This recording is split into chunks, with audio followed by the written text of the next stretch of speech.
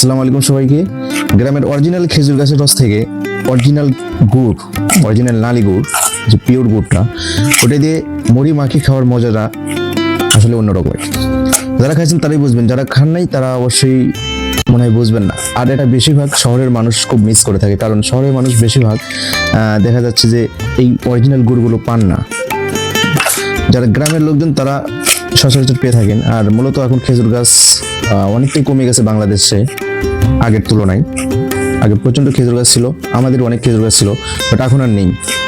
সুতরাং গুড়ের চাহিদাটাও বৃদ্ধি পেয়েছে এবং দামটাও কিন্তু বৃদ্ধি পেয়েছে। যারা এখনো খাননি অবশ্যই খাবেন।